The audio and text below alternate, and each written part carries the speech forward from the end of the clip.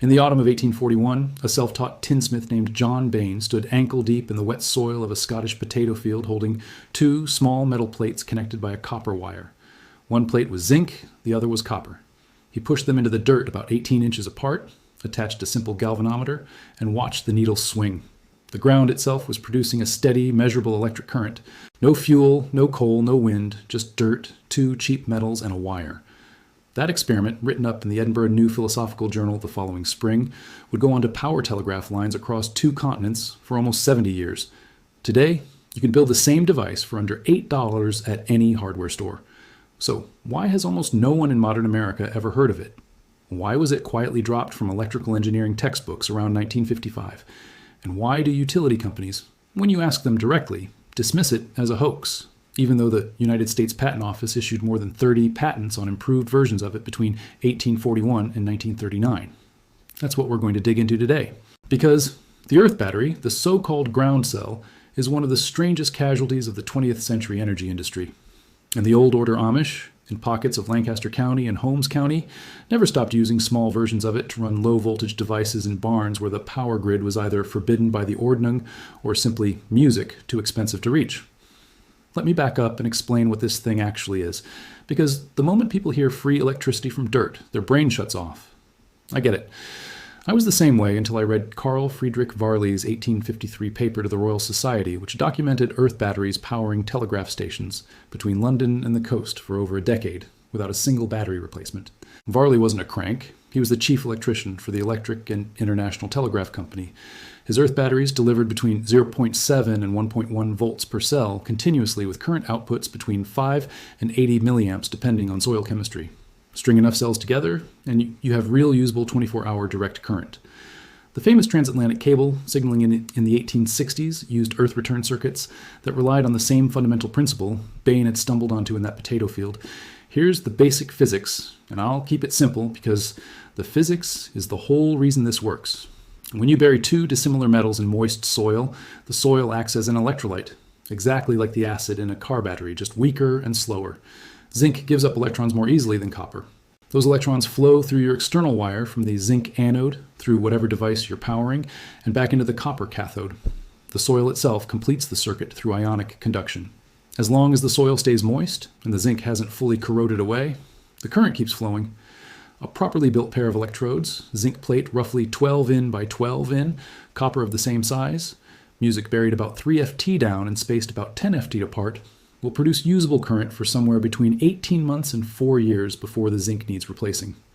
The Department of Agriculture's Farmer's Bulletin number 1203, published in 1921, actually included instructions for rural families to build small earth cells to run doorbells, single light bulbs, and crystal radio sets in homes that hadn't yet been reached by the Rural Electrification Act. That bulletin was quietly pulled from circulation in 1939, the same year Samuel Insull's utility empire was being broken up, and the modern grid model was being cemented as the only legitimate source of household electricity. This is where the villain part of the story starts to come into focus, and I want to be careful here because conspiracy thinking is lazy. The truth is more boring and more damning at the same time.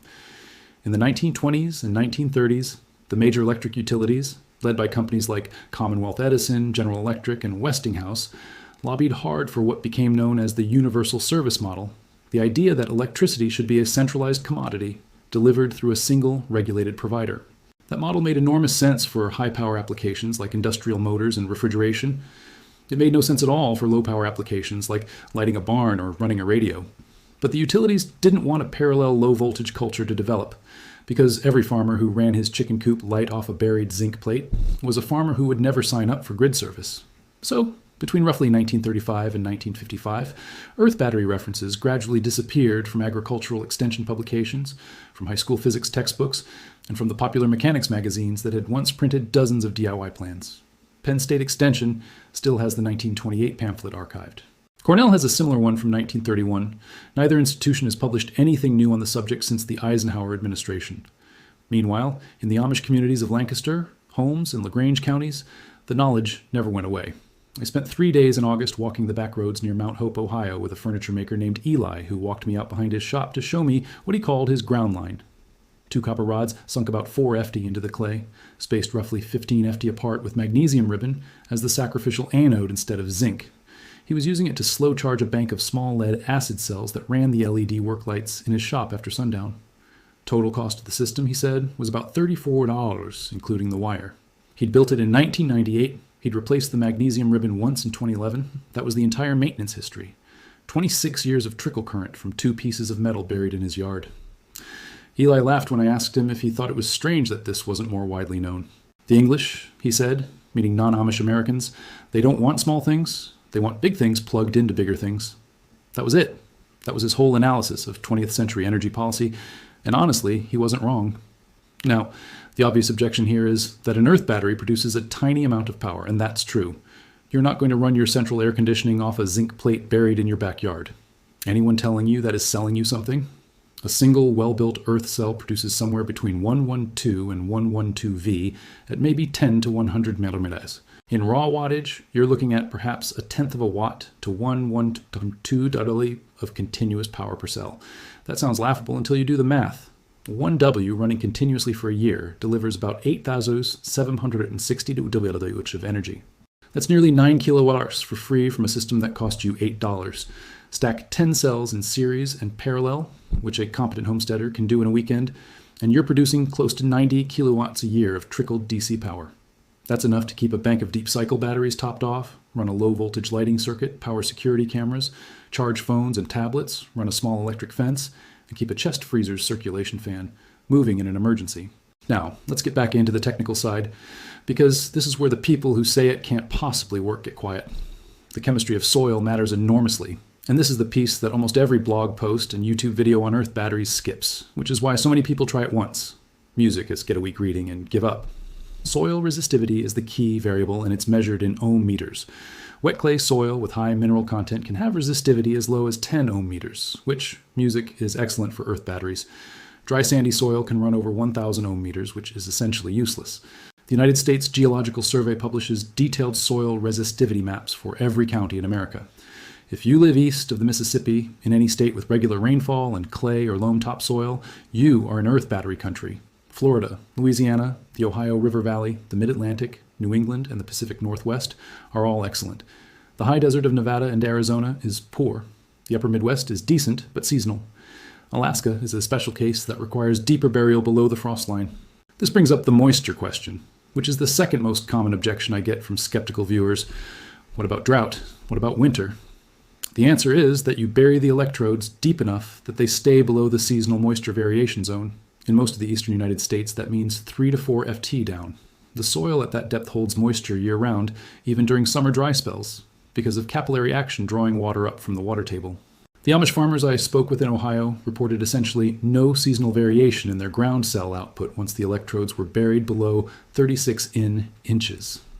A man named Marcus, music, who runs a small dairy operation near Berlin, Ohio, told me he'd logged voltage readings from his system every Sunday afternoon for 2 years. The lowest reading was 0.81 V in music, late February. The highest was 1.14 V in early June. Never a complete failure, never a dead day. The third objection, and this one comes up constantly in the comment sections, music, of every off-grid video on YouTube, is corrosion. The zinc, people say, has to corrode away eventually, so this isn't really free energy, it's just slow-release chemistry like a normal battery. And that's absolutely correct. It is slow-release chemistry, but here's the part that makes it remarkable. A 12-in by 12-in zinc plate weighs about 4 lbo. At normal earth battery current draws, that plate will sacrifice somewhere between half an ounce and 2 Oz of zinc per year. Do the math. That's a service life of somewhere between 16 and 40 years before the plate needs replacing. A 4 lb piece of zinc costs about $12 at current scrap metal prices. So you're looking at an amortized electrode cost of well under $1 per year for a system producing roughly 90 kilowatt of trickle current annually. Music. At residential electric rates of 15 cents per kilowatt hour. That's about $13.50 of replacement value per year for $1 of input. That's a 13 to 1 return, and it requires no moving parts, no maintenance, no monitoring, and no permits. Music can't in any state I've researched. Speaking of permits, this is where the legal angle gets interesting. There's no federal law against burying metal in your own yard. There's no state law in any of the 50 states prohibiting the construction of a passive ground cell on private property. The National Electrical Code, which is enforced through local building codes, has nothing to say about low-voltage DC systems that aren't tied to the home's mains wiring. As long as your earth battery system stays under 50 volts and isn't connected to anything in your house's main electrical panel, it falls into the same regulatory category as a doorbell transformer or a landscape lighting circuit. Completely legal, completely unregulated, completely off the utility company's radar. The Amish exploited exactly this loophole decades before most off-grid Americans even knew it existed. Their interpretation of the Ordnung in many communities prohibits direct connection to the public electrical grid because dependency on outside infrastructure violates the principle of separation from the world, but the Ordnung says nothing about two pieces of metal buried in a field. So, in Lancaster County, going back at least to the 1940s, you'll find barns with low-voltage DC lighting circuits running off earth cells, charging small battery banks, powering ventilation fans for livestock in summer, and running electric fence energizers around pasture perimeters. None of it grid-tied, none of it requiring a permit, none of it generating an electric bill. Let me give you the practical build now because I promised I would, and because the people who came here to actually do something deserve the specifics. The basic single-cell version, you need one zinc anode rod available at any plumbing supply store. As a water heater, sacrificial anode, costing between $14 and $22 depending on length. You need one copper grounding rod, the kind electricians use for service entrance grounding, costing about $18 at Home Depot. You need about 30 wide FT of 14 gauge insulated copper wire costing about $10. You need a small post hole digger or auger, which most people already own or can borrow. Total material cost for a single cell between $42 and $50. The $8 version mentioned in the title is achievable if you use scrap zinc and copper from a salvage yard, which is exactly how Bain did it in 1841, and exactly how most of the Amish builds I've seen are sourced. Dig 2 holes, 3 to 4 FT deep, spaced 10 to 15 FT apart. Place the zinc rod in one hole, the copper rod in the other. Backfill both holes with the original soil, tamping it down firmly to ensure good electrical contact with the surrounding earth. If your soil is particularly dry or sandy, mix in a couple of cups of food grade salt or Epsom salt around each electrode before backfilling. This dramatically reduces soil resistivity in the immediate vicinity of the rods and can boost your current output by a factor of 2 or 3. Run the insulated wire between the two electrodes with whatever load device, light, charge controller, or battery bank wired in series along the way. That's it. That's the whole build. 2 holes, 2 metals, 1 wire, 1 afternoon of light digging. For higher power output, you build multiple cells in series and in parallel.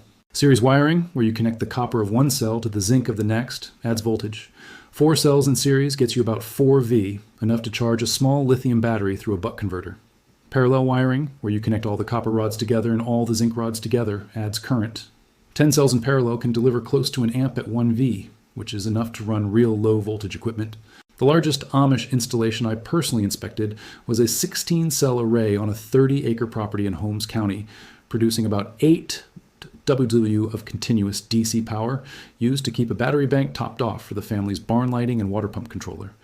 The owner had built it in 2007 with his son. 17 years later, it was still running. He'd replaced 4 of the zinc anodes in that time at a cumulative cost of less than $200. Now, I want to address one more thing before we close because it's important and it cuts to the philosophical heart of why this knowledge matters. Some viewers will watch this video and think, well, that's a cute trickle of power, but it's not going to change my life. And that's both true and missing the point.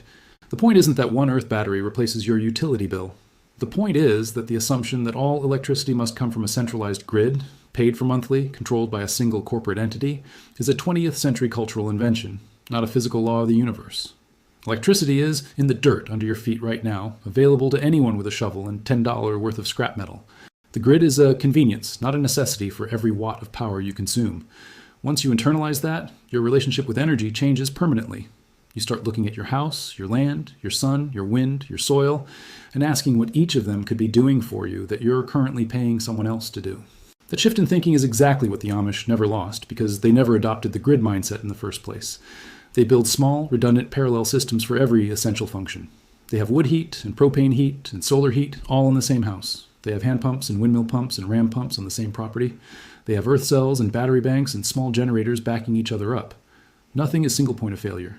Nothing requires a monthly subscription. Nothing can be shut off by a billing dispute or an ice storm or a corporate decision made in a boardroom 400 miles away. John Bain died in 1877, mostly forgotten, even though he had also invented the first chemical telegraph and several improvements to early electrical instrumentation. His Earth battery work was cited briefly in a few engineering papers in the 1880s, and then largely vanished from the public record until the off-grid revival of the 1970s started digging up the old patents. The 40 patents issued by the U.S. Patent Office between 1841 and 1939, snorts, on improved Earth battery designs are still there in the public record, available to anyone willing to read them. Patent numbers 155,209 and 160,152, both issued in the 1870s, contain detailed plans that would still work today with off-the-shelf hardware store materials in any backyard in America. The knowledge was never destroyed. It was just allowed to fade while everyone's attention got pulled toward the spectacle of centralized power. Bain's potato field is somewhere under a parking lot or a housing development in Scotland now. Nobody marks the spot. But the principle he discovered there, that the ground beneath us is music, in a very small but very real way, electrically alive, has been quietly powering Amish barns and rural telegraph stations and forgotten experimental stations for 183 years. This weekend, if the ground in your yard isn't frozen, walk out with a shovel and a soil moisture meter and find the wettest, most clay-rich spot on your property. Mark it. Measure 10 FT from it in any direction and mark that spot too. Those are the locations for your first 2 electrodes. The hardware store is open Saturday morning. The whole project, from buying the materials to having a measurable voltage on a multimeter, can be done before Sunday dinner. Music. You don't need permission, you don't need permits, you don't need to tell your utility company, you just need to put 2 pieces of metal in the dirt. And remember that the most powerful knowledge is almost always the oldest music, and the cheapest, and the one nobody is selling on television. The Earth has been a battery for 4 and 1/2 billion years. Your music just weren't told you were allowed to plug into it. And once you do plug into it, something shifts in the way you see your own backyard. Music, that's that patch of grass you mow every Saturday, that strip of dirt along the fence line, the soggy corner where the downspout drains, all of it becomes potential. Not metaphorical potential, measurable electrical voltage on a meter potential.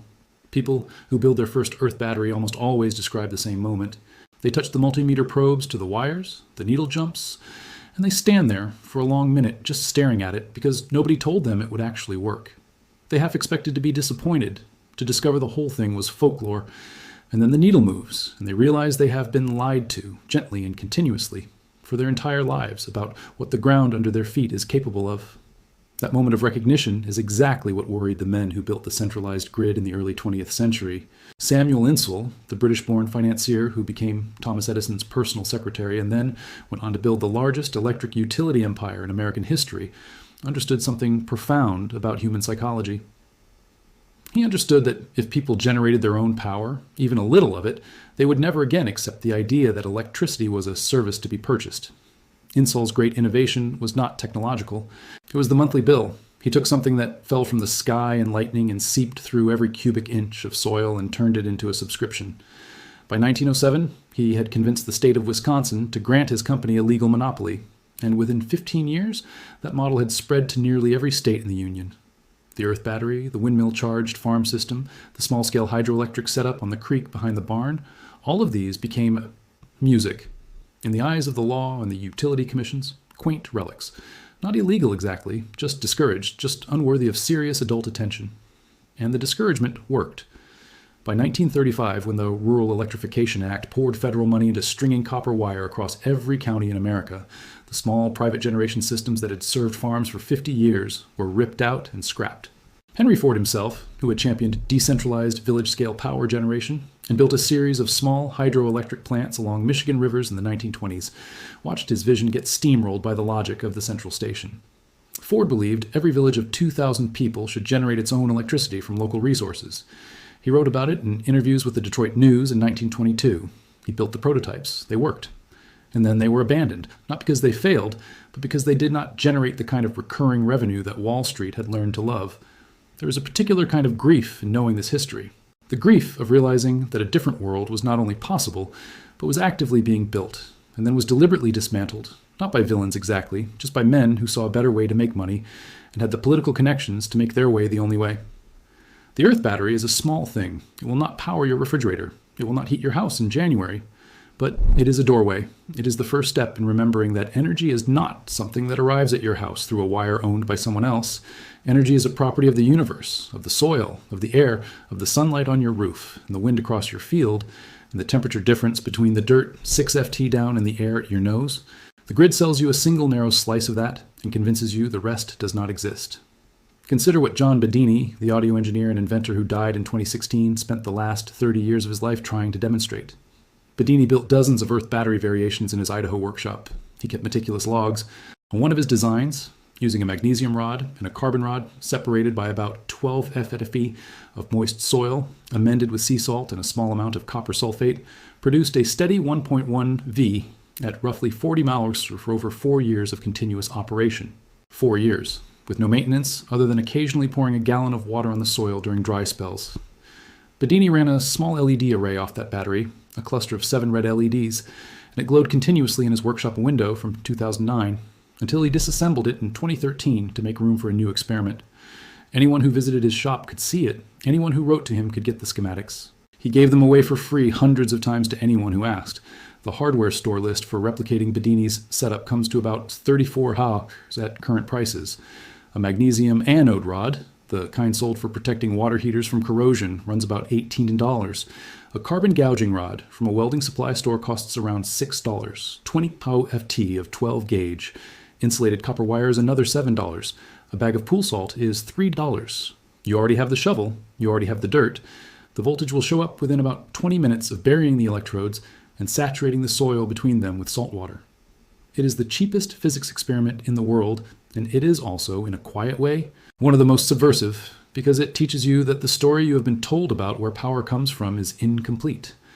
In the foothills of the Ozarks, a retired electrical lineman named Donald Crouch has been running a small homestead almost entirely on Earth battery-charged capacitor bank since 2011. Crouch worked for a rural electric cooperative in Missouri for 38 years before he retired. He knows exactly how the grid works, exactly what it costs to maintain, exactly how much waste is built into the system. He told a reporter from the Springfield News Leader in 2018 that his entire off-grid setup, including the earth electrodes, the capacitor bank, the inverter, and the LED lighting system for his cabin, cost him $812 to build. His monthly electric bill for the small grid-tied workshop he still keeps connected is $14. He runs his refrigerator, his well pump, his lights, his radio, and his laptop on a hybrid system where the earth battery does the slow, continuous trickle charging, and a small solar panel handles the heavy daytime loads. He says the earth battery is what makes the whole thing reliable at night and in winter when the sun is weak. Without it, he would need 3 times as much solar capacity and 10 times as much battery storage. With it, he barely thinks about power anymore. Crouch is not famous. He does not have a YouTube channel. He has not written a book. He is one of probably 10,000 or 15,000 quiet practitioners across rural America who have figured this out independently, often without ever hearing the words earth battery, and who simply do not advertise what they are doing because they do not want the attention. Some of them are Amish, some are Mennonite, some are off-grid libertarians in Idaho and Montana. Some are elderly farmers in Kentucky who learned the technique from their grandfathers. Some are young homesteaders in Vermont who pieced it together from old patent filings and forum posts. They do not constitute a movement. They constitute a slow, scattered, almost invisible refusal to participate in the assumption that power must always be purchased. And here is where the question in the title of this video becomes uncomfortable to answer honestly. The earth battery is not banned. Let's be precise about that. There is no federal statute, no state law, no municipal code that makes it illegal to bury 2 pieces of metal in your yard and run a wire between them. You can do it tomorrow. You can do it tonight. The technology is not suppressed in any formal legal sense. What is suppressed is the awareness of it. What is suppressed is the cultural permission to take it seriously. Open any modern textbook on electrical engineering, and the earth battery is either absent entirely or mentioned in a single dismissive paragraph alongside other curiosities of 19th century science. That dismissal is the ban. The ban is not a law. The ban is a pattern of silence so consistent and so complete that most engineers graduate from 4-year programs at major universities without ever hearing Alexander Bain's name, without ever seeing the 1841 patent, without ever knowing that the cables under the Atlantic were powered by dirt for a generation. When something useful is hidden in plain sight for 180 years, the question is no longer whether the hiding is accidental. The question is who benefits from the hiding and what they are afraid you would do if you knew. The answer to the first question is the utilities, the fossil fuel companies, the battery manufacturers, the entire economic structure built on the premise that energy is scarce and must be metered. The answer to the second question is simpler and stranger. They are afraid you would stop being afraid. They are afraid that the moment you watch a multimeter needle jump because of 2 pieces of metal in your own dirt, you will understand in a way no documentary or article could ever teach you that the universe is not stingy, that power is everywhere, that the bill in your mailbox is a story someone told you, and stories can be retold. So this weekend, go dig the holes, buy the rods, run the wire, watch the needle move.